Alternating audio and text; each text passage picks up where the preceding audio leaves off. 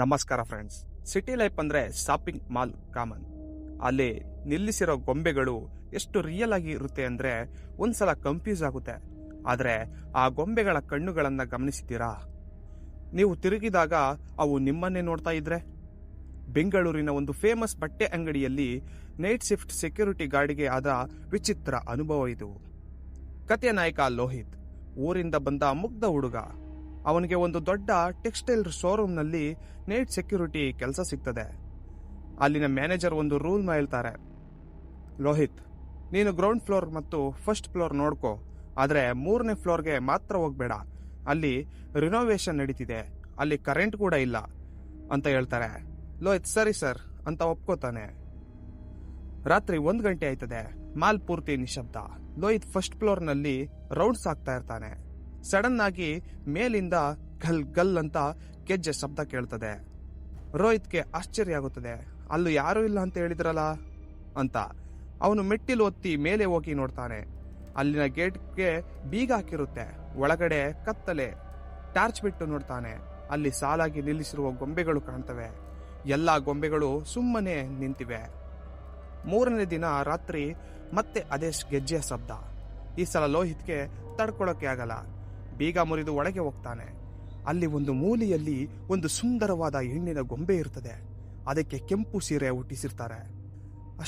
ಅದರ ಮುಖ ಎಷ್ಟು ರಿಯಲ್ ಆಗಿ ಇರುತ್ತೆ ಅಂದ್ರೆ ಇದು ನಿಜವಾಗಿ ಹುಡುಗಿ ತರಹನೇ ಕಾಣುತ್ತೆ. ಆದ್ರೆ ಒಂದು ವಿಚಿತ್ರ ಅಂದ್ರೆ ನಿನ್ನೆ ಈ ಗೊಂಬೆ ಬಲಗಡೆ ನೋಡ್ತಿತ್ತು, ಇವತ್ತು ಅದರ ತಲೆ ಎಡಗಡೆ ತಿರುಗಿದೆ. ಬಹುಶಃ ಕೆಲಸದವರು ಚೇಂಜ್ ಮಾಡಿರಬಹುದು ಅಂತ ಲೋಹಿತ್ ಸುಮ್ಮನಾಗ್ತಾನೆ. ಲೋಹಿತ್ ವಾಪಸ್ ಹೋಗುವಾಗ ಅವನ ಹಿಂದೆ ಯಾರೋ ಉಸಿರಾಡುವ ಶಬ್ದ ಕೇಳಿಸ್ತದೆ. ಲೋಹಿತ್ ತಿರುಗಿ ನೋಡ್ತಾನೆ. ಆ ಕೆಂಪು ಸೀರೆ ಗೊಂಬೆ ಕಣ್ಣಲ್ಲಿ ನೀರು ಬರ್ತಿದೆ. ಅದು ಪ್ಲಾಸ್ಟಿಕ್ ಕಣ್ಣು, ಆದರೆ ಅದರಿಂದ ನಿಜವಾದ ಕಣ್ಣೀರು ಬರ್ತಿದೆ. ಲೋಹಿತ್ ಭಯದಿಂದ ಹತ್ತಿರ ಹೋಗ್ತಾನೆ. ಯಾರು ನೀವು ಅಂತ ಕೇಳ್ತಾನೆ. ಆಗ ಆ ಗೊಂಬೆ ಬಾಯಿ ಅಳುಗಾಡುತ್ತದೆ. ಅದು ಪಿಸು ಮಾತಿನಲ್ಲಿ ಹೇಳುತ್ತದೆ, ನನ್ನನ್ನು ಕಾಪಾಡು ಪ್ಲೀಸ್ ಅಂತ. ಲೋಹಿತ್ ಸಾಕಾಗಿ ಕೆಳಗೆ ಬಿದ್ದು ಹೋಗ್ತಾನೆ. ಆ ಬೊಂಬೆ ಮಾತನಾಡೋಕೆ ಶುರು ಮಾಡುತ್ತದೆ. ನಾನು ಗೊಂಬೆಯಲ್ಲ, ನನ್ನ ಹೆಸರು ಅಂಜಲಿ. ಆ ಅಂಗಡಿಯ ಮಾಲೀಕ ಒಬ್ಬ ಮಾಟಗಾರ. ಅವನು ಸುಂದರವಾದ ಹುಡುಗಿಯರನ್ನ ಕಿಡ್ನಾಪ್ ಮಾಡಿ ಅವರ ಆತ್ಮವನ್ನ ಈ ಬೊಂಬೆಯೊಳಗೆ ಬಂಧಿಸುತ್ತಾನೆ.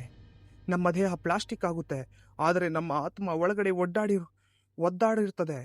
ದಯವಿಟ್ಟು ನನ್ನ ಕೈಯಲ್ಲಿರೋ ಈ ಬಳೆನ ಒಡಿ, ಆಗ ನಾನು ಮುಕ್ತನಾಗ್ತೀನಿ ಅಂತ ಹೇಳ್ತದೆ. ಲೋಹಿತ್ಗೆ ಕರುಣೆ ಉಕ್ಕಿ ಬರುತ್ತದೆ. ಛೇ, ಎಂತ ಅನ್ಯಾಯ ಇದು ಅಂತ ಅವನು ಧೈರ್ಯ ಮಾಡಿ ಆ ಬೊಂಬೆಯ ಹತ್ತಿರ ಹೋಗ್ತಾನೆ. ಅದರ ಕೈಯಲ್ಲಿರುವ ಪ್ಲಾಸ್ಟಿಕ್ ಬಳೆಯನ್ನ ಜೋರಾಗಿ ಹಿಡಿದು ಮುರಿತಾನೆ. ಚಟ್! ಬಳೆ ಒಡೆದ ತಕ್ಷಣ ಆ ಗೊಂಬೆಯ ದೇಹದಿಂದ ಕೆಂಪು ಪ್ರಕಾಶಮಾನವಾದ ಬೆಳಕು ಬರುತ್ತದೆ. ಆ ಗೊಂಬೆಯ ಚರ್ಮ ನಿಧಾನವಾಗಿ ಮನುಷ್ಯರ ಚರ್ಮದ ತರಹ ಆಗೋಕೆ ಶುರುವಾಗುತ್ತದೆ. ಅಂಜಲಿ ಜೀವ ಪಡೆದು ಉಸಿರಾಡುತ್ತಾಳೆ. ಲೋಹಿತ್ ಖುಷಿಯಿಂದ ಬನ್ನಿ ಮೇಡಮ್, ಓಡಿ ಹೋಗೋಣ ಅಂತಾನೆ. ಆದರೆ ಅಂಜಲಿ ಅಲ್ಲಿಂದ ಕದಲಲ್ಲ. ಅವಳು ಲೋಹಿತ್ ಕಡೆ ನೋಡಿ ಒಂದು ವಿಚಿತ್ರವಾದ ಕ್ರೂರವಾದ ನಗು ನಗ್ತಾಳೆ. ಅವಳು ಲೋಹಿತ್ನ ಕೈಯನ್ನ ಗಟ್ಟಿಯಾಗಿ ಹಿಡ್ಕೋತಾಳೆ. ಅವಳ ಕೈ ಈಗ ಬೆಂಕಿಯ ತರಹ ಸುಡ್ತಿದೆ. ಅಂಜಲಿ ಹೇಳ್ತಾಳೆ, ಥ್ಯಾಂಕ್ಸ್ ಲೋಹಿತ್, ಆದರೆ ನಿನಗೆ ಒಂದು ಸತ್ಯ ಗೊತ್ತಿಲ್ಲ ಅಂತ ಕೇಳ್ತಾಳೆ. ಲೋಹಿತ್ ಏನು ಅಂತಾನೆ.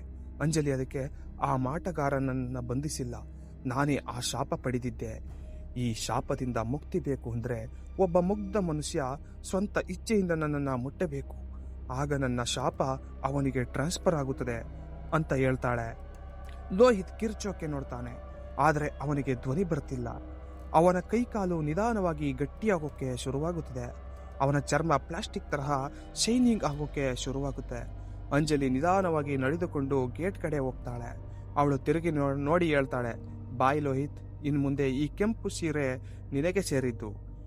ಹೊಸ ಸೆಕ್ಯೂರಿಟಿ ಗಾರ್ಡ್ ಬರೋವರೆಗೂ ನೀನು ಇಲ್ಲೇ ಕಾಯಬೇಕು ಅಂತ ಹೇಳ್ತಾಳೆ.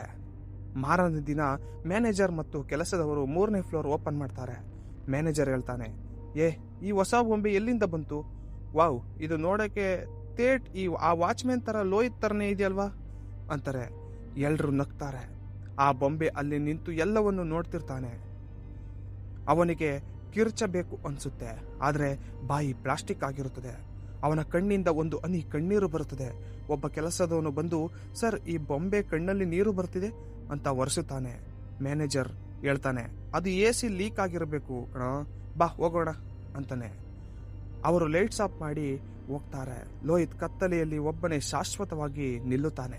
ಗೆಳೆಯರೇ, ಯಾರಿಗಾದ್ರೂ ಸಹಾಯ ಮಾಡುವಾಗ ಹುಷಾರು. ಕೆಲವರು ಸಹಾಯ ಕೇಳೋದು ಕಷ್ಟದಿಂದ ಹೊರಬರೋಕೆ ಅಲ್ಲ, ಅವರ ಕಷ್ಟವನ್ನ ನಿಮಗೆ ವರ್ಗಾಯಿಸೋಕೆ. ನೀವು ನೆಕ್ಸ್ಟ್ ಟೈಮ್ ಮಾಲ್ಗೆ ಹೋದಾಗ ಅಲ್ಲಿರೋ ಬೊಂಬೆ ನಿಮ್ಮನ್ನೇ ನೋಡಿದ್ರೆ ಅದಕ್ಕೆ ಜೀವ ಇಲ್ಲ ಅಂತ ನೆಗ್ಲೆಕ್ಟ್ ಮಾಡಬೇಡಿ. ಬಹುಶಃ ಅದು ನಿಮ್ಮ ತರಹನೇ ಒಬ್ಬ ಮನುಷ್ಯ ಆಗಿರಬಹುದು.